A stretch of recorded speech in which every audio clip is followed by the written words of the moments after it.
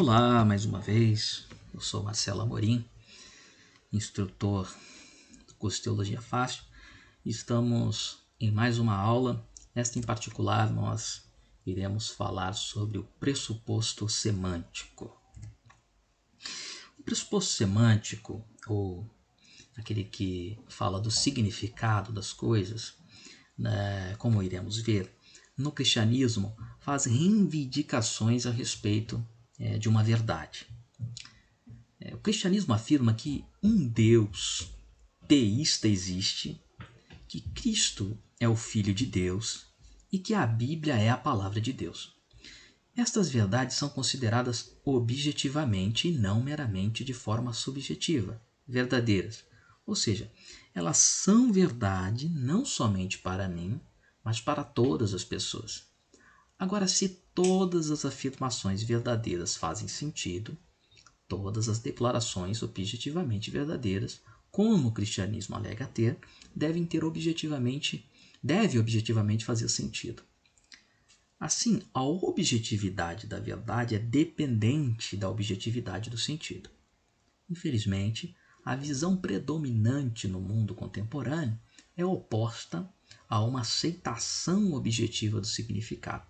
Esta visão predominante é chamada de convencionalismo, como iremos ver a seguir. Convencionalismo versus essencialismo. O convencionalismo é a teoria de que todo significado é relativo. Como todas as reivindicações de verdade são afirmações de que fazem sentido. O convencionalismo necessariamente defende que toda verdade é também relativa. Mas isto é contrário à reivindicação cristã de que existem verdades absolutas. Verdades que são verdadeiras em todas as épocas, em todos os lugares e para todas as pessoas. O convencionalismo é uma reação ao essencialismo, que, seguindo a tradição de Platão, alega que toda linguagem tem uma essência ou uma forma imutável. Contrastando com isso, o convencionalismo assegura que todo significado é relativo a situações mutáveis. O significado é arbitrário e varia de acordo com o seu contexto. De acordo com o convencionalismo, não existem formas de significado que transcendem o tempo e os lugares, formas transculturais. A linguagem, o sentido, não tem forma ou essência. O significado linguístico é, portanto, derivado da experiência relativa e variável em que a linguagem se baseia. Isso é o que o convencionalismo ele vai dizer. O realismo, uma alternativa a esse essencialismo e ao convencionalismo, diz que a visão convencionalista de significado é claramente uma reação exagerada ao essencialismo platônico. Entretanto, existe uma terceira alternativa que evita tanto a rigidez do essencialismo quanto o relativismo do convencionalismo, o realismo. O realismo defende que o significado é objetivo, mesmo que os símbolos sejam culturalmente relativos, pois o significado transcende os nossos símbolos e os meios linguísticos que temos para expressá-los, o significado é objetivo e absoluto. Não porque uma expressão linguística específica o seja, mas porque existe uma mente absoluta, no caso Deus, que comunicou às mentes finitas os seres humanos, por intermédio de um meio comum, mas análogo, da linguagem humana que utiliza princípios transcendentes de lógica comuns tanto a Deus quanto aos seres humanos. Nós podemos falar do realismo quando falamos, por exemplo, de pedagogia utilizada para crianças, por exemplo. Para fazer se entender a uma criança, você deve rebaixar a sua linguagem, deve falar na linguagem da criança para que seja compreensível ela e para que ela tenha maior objetividade naquilo que está aprendendo. Uma estrutura para compreender o significado do significado. As tradicionais 6 causas nos ajudarão a explicar este tópico.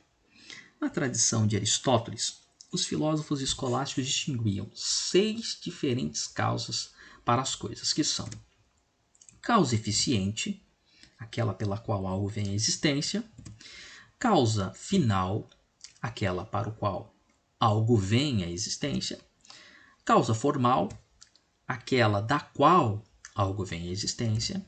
A causa material, que é aquela a partir do qual algo vem à existência. A causa exemplar, que é aquela depois da qual algo vem à existência.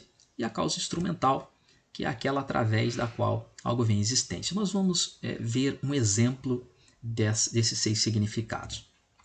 O significado é encontrado na causa formal. As aplicações das 6 causas que nós vimos anteriormente, faremos ela em um texto, e ela leva a seguinte análise. O escritor é a causa eficiente do significado de um texto.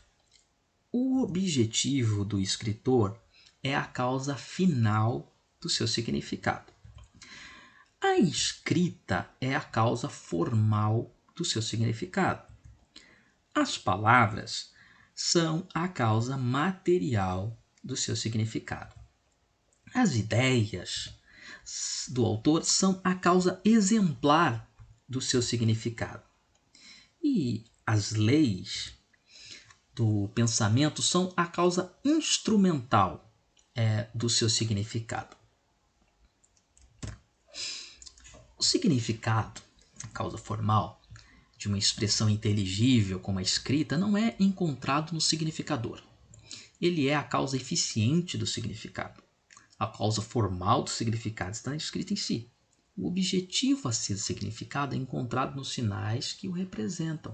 O significado verbal é encontrado na própria estrutura e na gramática das frases. No texto literário em si, a causa formal, e não no seu propósito, que seria a causa final. Observe que o significado não é encontrado nas palavras individuais, na causa material. As palavras em si mesmas não têm um significado real, mas somente um significado potencial.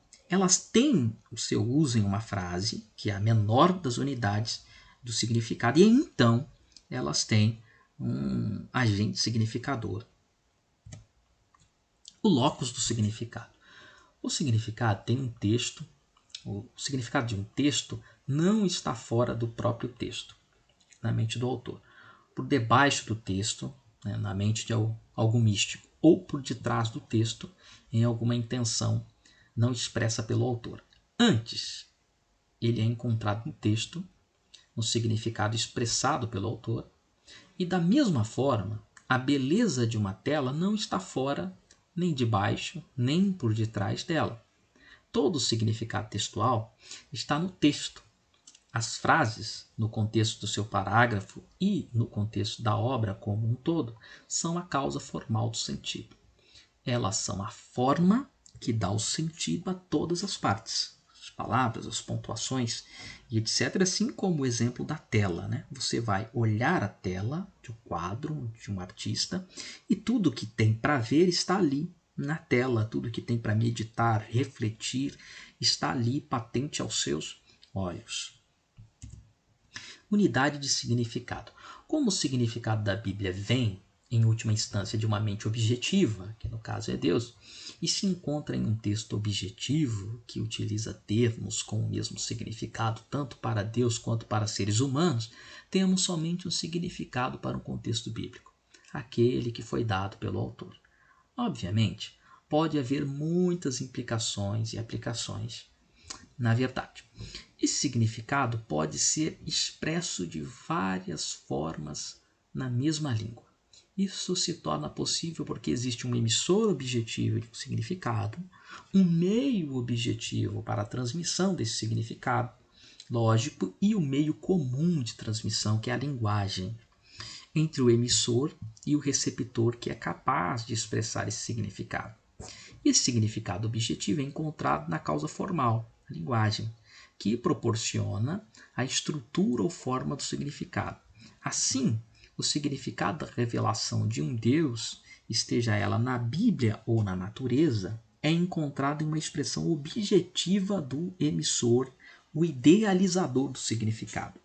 Assim, mesmo que a visão do sensus uno, sentido único, seja correta ao afirmar somente um significado para o texto, existe, entretanto, um sensus pleno, sentido pleno, em termos de implicações e aplicações.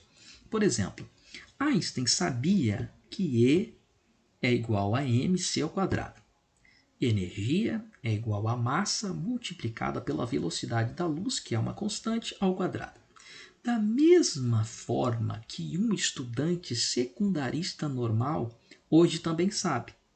Todavia, Einstein conhecia muito mais as implicações e as aplicações desta fórmula do que um estudante de escola média hoje aprendendo essa fórmula. De maneira similar, Deus, visto ter ele inspirado o texto bíblico, conhece infinitamente mais a respeito do tópico e enxerga mais implicações e aplicações em uma afirmação bíblica do que o seu autor humano consegue enxergar. Mas ele não afirma um significado que vai além daquele que o autor humano do texto mencionou, pois tudo o que a Bíblia diz, Deus diz. Tudo o que ele afirma ser verdadeiro, Deus afirma ser verdadeiro. Tanto o autor divino da Bíblia quanto o humano afirmam um significado único e idêntico em um texto único e idêntico. Não existem dois textos e não há dois significados para o texto, embora hajam diferentes interpretações por aqueles que leem o texto, não é mesmo? A objetividade do significado. As línguas humanas variam, mas o significado não. O mesmo significado objetivo pode ser expresso em linguagem largamente diversificada, ao contrário do essencialismo que insiste em uma correlação de um a um entre o significado e expressão, e ao contrário do convencionalismo que argumenta em direção da existência de uma correlação de muitos para um entre o significado e a expressão. O realismo afirma que existe uma correlação de um para muitos, ou seja, um significado pode ser expresso de muitas maneiras diferentes em diversos idiomas e até mesmo na mesma língua. Assim, a linguagem pode mudar, e na verdade muda, mas o sentido que ela expressa não muda. O uso de uma palavra se modifica com o passar do tempo, mas o significado daquela palavra em uma frase não muda.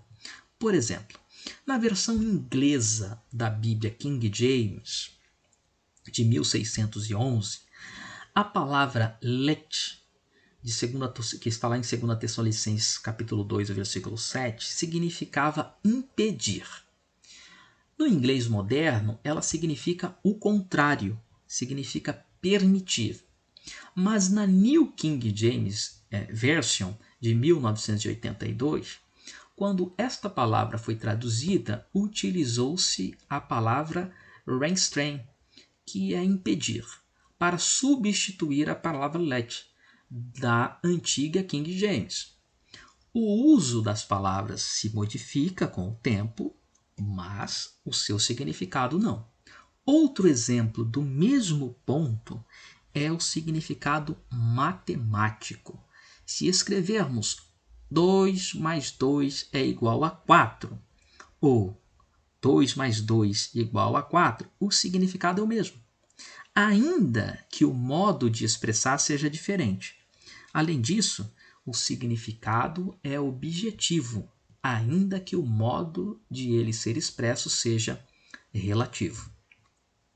Concluímos, então, que a objetividade da verdade que o cristianismo abrange está baseada na premissa de que o significado é objetivo. Esta objetividade no significado é rejeitada por muitos dos linguistas contemporâneos. A teoria convencionalista predominante do significado é uma forma de relativismo semântico.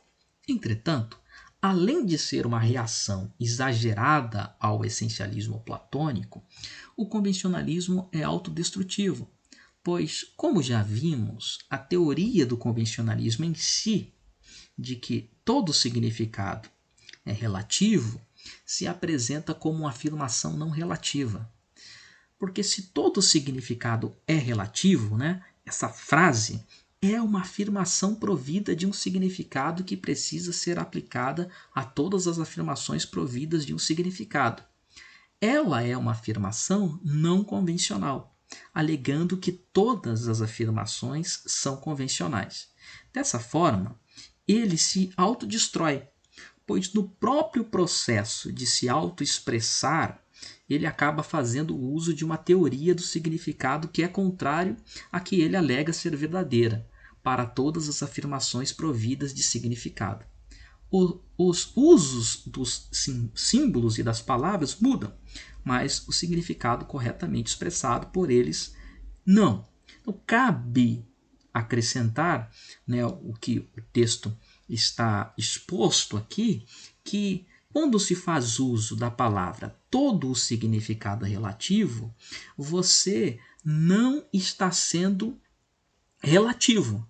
Você está sendo, na verdade, objetivo ao afirmar que todo significado é relativo. Logo, a própria frase, ela mesmo se contradiz ao dizer do relativo, sendo ela objetiva. E é isso que os teólogos e os linguistas, né, que são convencionais, falam a respeito, né, do convencionalismo, ou os não convencionais falam a respeito do convencionalismo a favor da objetividade.